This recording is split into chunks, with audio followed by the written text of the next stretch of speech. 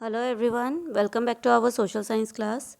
Students, we were doing fourth chapter of DAV class 7 social science, and in our previous videos we had done the atmospheric layers, air composition, then pollutants in the air, and in the at last we had studied about the atmospheric temperature and pressure, जिसमें हमने एक जो main चीज़ learn की थी कि wind blows from high pressure area to low pressure area, और इसी flow of air या फ्लो ऑफ विंड के कारण क्या होता है, बारिश होती है। इंडिया के कॉन्टेक्स्ट में मैंने आपको ये बात एक्सप्लेन भी की थी।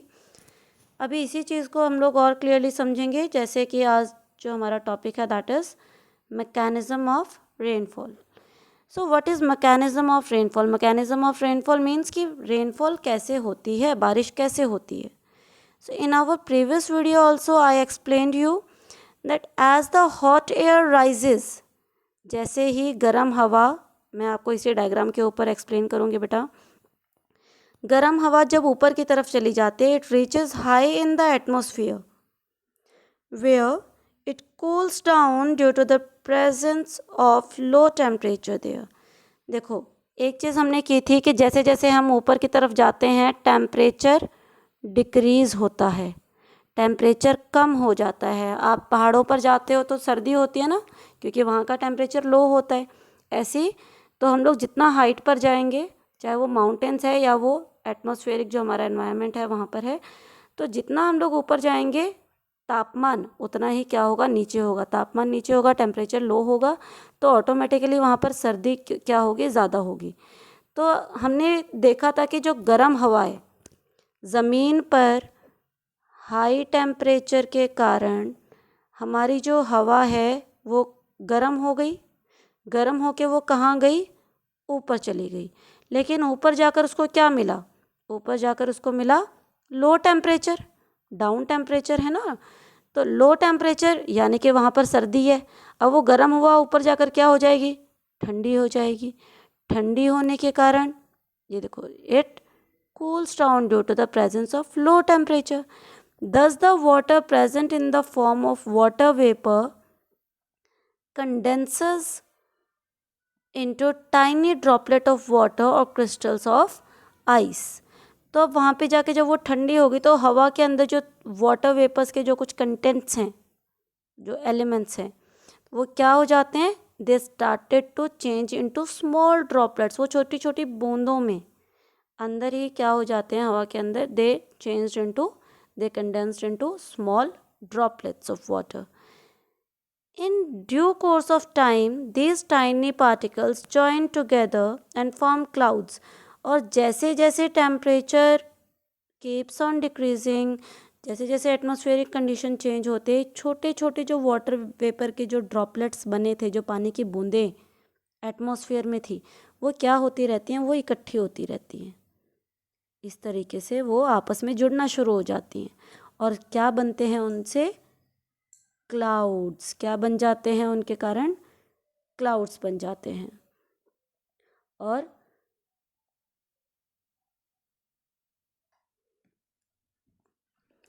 तो उनसे क्या बन जाते हैं बेटा, इट फॉर्म्स क्लाउड्स। वो छोटे छोटे जो पानी की बूंदें हैं एटमॉस्फेयर में, वो जैसे जैसे एटमॉस्फेरिक कंडीशंस चेंज होती हैं तो वो क्या बना देती हैं, बादल बना देती हैं। In due course of time, due to further cooling, these tiny condensed droplets join and form larger droplets।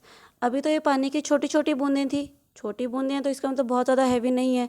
But when they keeps on joining with each other, जब ये एक दूसरे के साथ जुड़ती रहती हैं तो दे टर्न्स इनटू लार्जर ड्रॉपलेट। ये कैसी हो जाती हैं, और जो है बड़ी बड़ी बूंदों में ये कन्वर्ट हो जाती है। एंड फिर एक टाइम ऐसा आता है कि दे बिकम सो हैवी, ये जो ड्रॉपलेट्स हैं ये इतनी ज़्यादा हैवी। अब ये ड्रॉपलेट्स हैं कहाँ पे, हवा में है, ठीक है। तो क्लाउड्स कहाँ पे फ्लोट करते हैं, स्काई में, एयर में तो फ्लोट कर रहे हैं। तो ये इतनी ज़्यादा हैवी हो जाती हैं that air can not hold them, हवा उनको अब होल्ड नहीं कर पा रही। वो इतनी ज़्यादा हैवी हो गई कि अब वो हवा उनको और ज़्यादा बेयर नहीं कर पाती, और ज़्यादा संभाल नहीं पाती।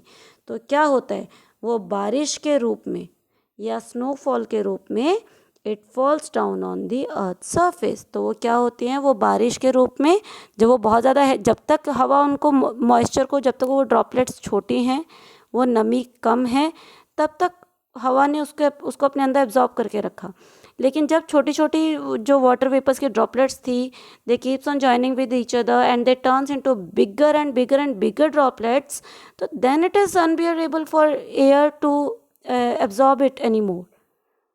ठीक है, वो उसको फिर और ज़्यादा अपने अंदर बेयर नहीं कर पाती, और इसी कारण से क्या होता है, जब वो बड़ी बड़ी ड्रॉपलेट्स में कन्वर्ट हो जाता है, तो वो पानी की बूंदें ऊपर से, आसमान से, क्लाउड्स में से कह सकते हो आप, नीचे गिरनी शुरू हो जाती हैं। और वो नीचे जब आते हैं तो हम उसको क्या बोलते हैं, बारिश बोलते हैं ना। तो they start to fall down, वो नीचे गिरनी शुरू हो जाते हैं in a form of rainfall और snowfall, depending upon the atmospheric temperature of the region. Depend करता है कि किस तरह के एरिया में है। जैसे अब कभी सुना है कि पंजाब में, हरियाणा में यहाँ पे स्नोफॉल हो रही है, नहीं। लेकिन जब हम लोग हायर माउंटेन्स पे जाते हैं तो वहाँ पर एक पर्टिकुलर टाइम पर, हिमाचल साइड चले जाओ, एक पर्टिकुलर टाइम पर स्नोफॉल होगी। इस समय पे नहीं होगी, गर्मियों में नहीं होगी, लेकिन सर्दियों में वहाँ पे स्नोफॉल होती है। और ऊपर चले जाओ लेह लद्दाख साइड में, तो वहाँ पे सारा साल जो है ऐसे ऐसे पहाड़ हैं जो सारा साल बर्फ़ से ढके रहते हैं। तो इट डिपेंड्स अपॉन रीजन कि वहाँ का एटमॉस्फेरिक टेम्परेचर कैसा है, उसके अकॉर्डिंग वहाँ पर स्नोफॉल होगी या रेनफॉल होगी। ओके बेटा, अब देखो इसी को डायग्राम से एक बार आप इजीली समझेंगे शॉर्ट में जल्दी से। मैंने आपको बताया था समुद्र के ऊपर क्या होगी, हवा ठंडी होगी। क्यों? क्योंकि समुद्र गर्म भी बहुत धीरे होता है और ठंडा भी बहुत धीरे होता है। तो कूल एयर, हवा ठंडी है, लेकिन यहाँ पर क्या है, यहाँ पर तो हमारा टेम्परेचर लो है, लेकिन ज़मीन पर क्या है, हमारा टेम्परेचर हाई है।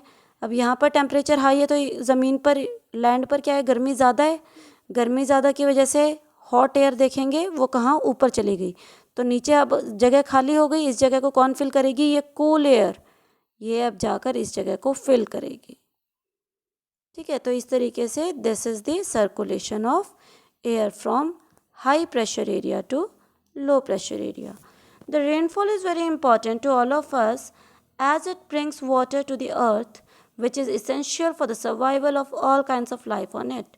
We had already done it beta that of course rainfall is very necessary. आज चाहे हम लोग मैं यहाँ पे दोबारा से फार्मर्स की बेसिकली बात करूँगी कि हमें canals are available to irrigate our fields, then we have submersible bores to irrigate our fields, but in सब के नुकसान ज़्यादा हैं। नुकसान क्या है, अब सबमर्सिबल हम लोग लगवाते हैं तो अंडरग्राउंड वाटर लेवल डाउन जाता जा रहा है। तो जो नेचुरल रेनफॉल जो हो रही है, रेनफॉल का पानी हमारी क्रॉप्स को, हमारी वेजिटेशन को जितना फ़ायदा पहुंचाएगा उतना शायद उन चीज़ों से नहीं पहुंचता। तो that is why rainfall is very important for us in every way. अब देखो गर्मी इतनी ज़्यादा है आजकल, समर सीज़न चल रहा है, गर्मी इतनी ज़्यादा है, तो थोड़ी सी भी बारिश होती है तो हमें कितनी ठंडक फील होती है, हमें कितना अच्छा लगता है। तो सिर्फ वेजिटेशन या एग्रीकल्चर पॉइंट ऑफ व्यू से ही नहीं, हमारे अगर हम लोग डेली लाइफ को भी देखते हैं तो भी हमारे लिए रेनफॉल क्या है, हमारी सर्वाइवल के लिए ज़रूरी है। सोचो बारिश होनी ही बंद हो जाए तो क्या होगा, क्या लाइफ पॉसिबल हो पाएगी? सोच के देखो इस चीज़ को आप लोग, है ना। तो of course then our survival will be difficult. और एक चीज़ और है, excess of everything is bad. यानी कोई चीज़ जब हमें ज़रूरत से ज़्यादा मिल जाती है, कोई भी चीज़ जो हमें ज़रूरत से ज़्यादा मिल जाती है तो वो भी हमारे लिए क्या होती है, नुकसानदायक होती है। तो ऐसी बारिश भी जब बहुत ज़्यादा हैवी रेनफॉल होती है तो क्या आता है, सूखा पड़ जाता है, सॉरी बाढ़ आ जाती है। बाढ़ में देखो कितने सारे लोगों की जानें चली जाती है, घर डूब जाते हैं, पूरी लोगों की प्रॉपर्टी प्लस ह्यूमन बीइंग्स का जो हमें लॉस होता है, दैट इज़ टू मच। वहीं पे अगर बारिश नहीं होती तो सूखा पड़ जाता है। जब सूखा पड़ जाता है फसलें नहीं होती, हमें खाने पीने को नहीं मिलता, महामारियाँ फैल जाती हैं। तो चाहे वो एक्सेस में हो रही है चाहे वो कमी है, वो in both the condition it is not good. तो there should be proper rainfall ताकि we can survive in a proper manner. Do you know, देखेंगे बेटा, the rainfall can be measured with the help of an instrument called rain gauge. अभी rainfall कितनी बारिश हुई है, अगर आप लोगों ने नहीं सुना होगा, जैसे बारिश होगी, आप न्यूज़पेपर में देखेंगे या आप न्यूज़ सुनना बेटा, तो आपको सुनने को मिलेगा उसमें कि इतना सेंटीमीटर बारिश हुई। तो बारिश को कैसे नापा जाता है? बारिश को नापने के लिए एक इंस्ट्रूमेंट होता है जिसको हम बोलते हैं रेन गॉज, और बारिश की जो मेजरिंग यूनिट होती है दैट इज़ सेंटीमीटर या मिलीमीटर। कम बारिश है तो मिलीमीटर होगी, बढ़ जाएगी तो वो सेंटीमीटर्स में होगी। तो इट डिपेंड्स कि कितने रेनफॉल हुई है, उसके अकॉर्डिंग उसकी जो यूनिट है वो हम लोग सेंटीमीटर्स या मिलीमीटर्स में हम बताते हैं। अब ये करते कैसे हैं, मैं आपको थोड़ा सा आइडिया देती हूँ कि इस तरीके का एक ट्यूब टाइप होती है जो कि ज़मीन में लगी होती है। जब बारिश होती है तो इसको वहाँ पे लगा दिया जाता है, जितने रेन ड्रॉप्स इसमें गिरती हैं। तो आपको यहाँ पे नज़र आ रहा होगा बेटा, हल्का सा देखो, ये कुछ नंबर्स लिखे हुए हैं। These are centimetres, 1 centimetre, 2 centimetre, 3 centimetre, 4 centimetre. तो जितने सेंटीमीटर्स तक ये फिल होगा, इसका मतलब कि उतनी सेंटीमीटर बारिश हुई है। जितने मार्क तक जो है ये फिल होगा, उतनी सेंटीमीटर बारिश हुई है। इस तरीके से जो है कितनी रेनफॉल हुई है उसको मेजर किया जाता है। Then now our last topic is monitoring weather condition. It is important to know that weather refers to the state of atmosphere that includes its temperature, pressure and humidity for a specific place. See here, specific place and for a short period of time. अब weather होता क्या है? दो terms आपके सामने आएंगे बेटा, एक है वेदर और दूसरी है क्लाइमेट, और इन दोनों का ही डिफरेंस आपको पता होना चाहिए। अगर हम लोग वेदर की बात करें, वेदर जो है एटमॉस्फेयर, यानी अब हमारा जो आसपास जो हमारा वातावरण है, जो एटमॉस्फेयर है, उसके कुछ एलिमेंट्स को हम देखते हैं वो कैसे हैं। एटमॉस्फेरिक टेम्परेचर कितना है, प्रेशर कितना है, ह्यूमिडिटी कितनी है, whether the sun is shining bright और इट इज़ क्लाउडी। ये जो सारी कंडीशंस होती हैं, ये एटमॉस्फेरिक कंडीशंस होती हैं जिसके ऊपर हमारा वेदर डिपेंड करता है। और वेदर किसके लिए होता है? स्पेसिफिक प्लेस के लिए, यानी छोटी जगह के लिए। छोटी जगह मतलब एक पर्टिकुलर एरिया आप कह सकते हो। Okay, and for a short period of time. Short period of time क्यों बोला गया? आप देखो, मैं आपको वेदर का एग्जांपल देती हूँ बेटा। आप आज ही आप नोटिस करना, सुबह मौसम कैसा था, दोपहर को कैसा था, शाम को कैसा होगा, रात को कैसा होगा। सुबह हो सकता है हम उठे हों तो बाहर बारिश हो रही हो, ठीक है, उसके थोड़ी देर बाद आपने देखा 10 बजे शायद धूप निकली हुई है, दोपहर को 1 बजे 2 बजे शायद again it is cloudy. Okay, शाम तक आते आते फिर से बारिश जैसा मौसम हो गया और रात को तेज़ बारिश हो ही रही है। तो इस तरीके से अब ये वेदर कंडीशन क्या है, चेंज हो रही हैं। सुबह टेम्परेचर लो है, टेम्परेचर लो क्यों है? बारिश की वजह से। क्लाउड जब होते हैं तो उस समय ह्यूमिडिटी बढ़ जाती है ना, उमस बढ़ जाती है एकदम। तो जो वेदरिंग कंडीशन है वो दिन में कई बार बदल सकती हैं। वेदर कंडीशन एक छोटे से समय के बाद दोबारा से चेंज हो सकती है। अभी धूप है तो हो सकता है थोड़ी देर बाद बादल हो जाए, बारिश हो जाए। अभी गर्मी है, गर्मी के बाद अचानक से अगर रेनफॉल हो जाते तो टेम्परेचर डाउन आ जाएगा, तो मौसम बदल जाएगा, मौसम ठंडा हो जाएगा। अभी 2 दिन पहले हमें बहुत ज़्यादा गर्मी लग रही थी, लेकिन अब 2 दिन से बारिश हो रही है, तो अब क्या है, अब टेम्परेचर उतना ज़्यादा गर्म नहीं है, मौसम हमारे लिए अब क्या हो गया, ठंडा हो गया। तो ये क्या है, ये वेदर है। और शॉर्ट प्लेस क्यों बोला, स्पेसिफिक प्लेस क्यों बोला? स्पेसिफिक प्लेस इसलिए बोला, हो सकता है आप जिस शहर में रह रहे हो वहाँ पर बारिश हो रही है, पर आपके साथ वाले विलेज या टाउन या सिटी में नहीं हो रही है, ठीक है। हो सकता है the place where you are living, there it is raining heavily, but in your adjacent village or town or city, the sun is shining brightly, there might be no rainfall. तो इसलिए स्पेसिफिक प्लेस, हर जगह का अपना अपना मौसम होता है। Weather में change in different places of the same city. अब वही बात मैंने आपको बताई है कि एक ही शहर में क्या होते हैं, अलग अलग मतलब अलग अलग प्लेसेस हैं, सेक्टर्स होते हैं, अलग अलग कॉलोनीज़ होती हैं। एक जगह बारिश हो रही होती है, एक जगह शायद ना हो रही हो। तो वही चीज़ मैंने अभी आपको बताई है। लेकिन क्लाइमेट क्या होता है? Climate refers to the state of atmospheric condition that includes temperature, rainfall, pressure, यही सारी चीज़ें जो हमने यहाँ देखी थी, पर यहाँ पे हमने स्पेसिफिक एरिया और थोड़े समय के लिए, वही चीज़ हम यहाँ पर मेजर करेंगे for a long period of time and covers a large area. अब वो लार्ज एरिया में पूरा स्टेट हो सकता है, पूरी कंट्री तक हो सकती है। आप पूरी कंट्री का वेदर एक जैसा नहीं होगा, लेकिन ऑन एन एवरेज जब हम निकालेंगे तो पूरी कंट्री का क्लाइमेट एक जैसा हो सकता है। ओके बेटा, और वो क्या है, पूरे लंबे समय तक जो एटमॉस्फेरिक कंडीशन चलेंगी उनकी एवरेज निकाली जाती है कि पूरे साल में कितनी बारिश हुई, कितनी गर्मी हुई, कितनी सर्दी हुई, किस चीज़ ने कितना इफ़ेक्ट किया हमारे पूरी सराउंडिंग को, एनवायरनमेंट को। उसके बेसिस पर एक एवरेज निकाली जाती है, और वो एवरेज क्या होगी, वो उस बड़े एरिया की, चाहे वो कोई स्टेट है या वो कोई कंट्री है, उसके बेसिस पर क्या होगा, वहाँ का क्लाइमेट हम बताते हैं कि कैसा है।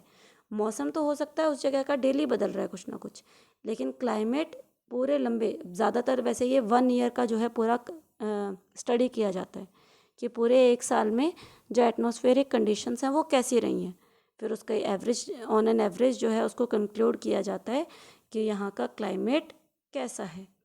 ऐसे ही अगर हम लोग इंडिया की बात करें तो हमने पीछे देखा था कि मॉनसून विंड इंडिया को सबसे ज़्यादा इफ़ेक्ट डालती है, किया था ना हमने पीछे। तो इसलिए इंडिया का जो क्लाइमेट है वो कैसा है, मॉनसूनल क्लाइमेट। इसलिए इंडिया का क्लाइमेट कैसा है बेटा, monsoonal climate. It is important for us to know the daily temperature and pressure conditions of the place where we live. Further, when we travel to any distant place, we should know these variables to prepare ourselves for a particular weather condition. तो हमें अपनी जगह का भी पता होना चाहिए, क्या एटमॉस्फेरिक कंडीशन चल रही है, वेदर कैसा होगा, प्लस हम लोग जिस जगह पर जा रहे हैं हमें वहाँ के मौसम के बारे में भी पता होना चाहिए। उसी के अकॉर्डिंग तो आप अपनी पैकिंग करोगे।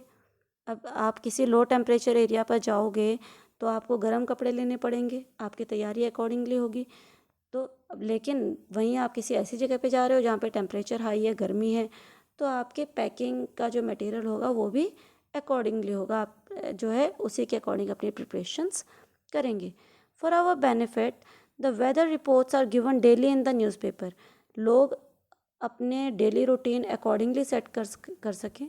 जो लोग वेदर के ऊपर डिपेंड करते हैं तो उनके लिए क्या है, डेली जो है वेदर रिपोर्ट आती है न्यूज़पेपर पे, रेडियो में, टीवी में, न्यूज़ में अगर आप सुनेंगे तो डेली वेदर रिपोर्ट होती है। सूरज कितने बजे निकलेगा, कितने बजे छुपेगा, हाई टेम्परेचर कितना होगा, लो टेम्परेचर कितना रहेगा। आजकल तो फ़ोन्स हैं सबके पास, फ़ोन में ये चीज़ें अवेलेबल होती हैं। It includes all information regarding atmospheric conditions like forecast of temperature, humidity, rainfall and velocity, sunrise, sunset. ये वही बात मैंने अभी आपको बताई है कि ये जो वेदर रिपोर्ट आती है इसमें ये सारी चीज़ें बताई जाती हैं। अभी बहुत से लोग आजकल फ़ोन में चेक करते हैं बारिश होगी कि नहीं होगी, होगी तो कब होगी, है ना। These are useful to all of us in different ways and we should make it our habit and read the weather report on daily basis. तो इसलिए हमें जो है अपने डेली बेसिस पर इन वेदर रिपोर्ट की एटलीस्ट कुछ इन्फॉर्मेशन तो होनी चाहिए ना, कि कैसा हमारे आसपास का आज मौसम रहेगा, गर्मी होगी, सर्दी होगी, तो हमें इस चीज़ का पता होना चाहिए। So students, here our chapter 4 is finish, that is air around us. I hope आपको चैप्टर अच्छे से क्लियर हो गया होगा। रीड द चैप्टर केयरफुली बेटा, ताकि कोई भी डाउट अगर आपके सामने आए तो you can ask me. Okay beta, we'll do the question answers part ABC in our next video. Till then, all of you take care and have a good day.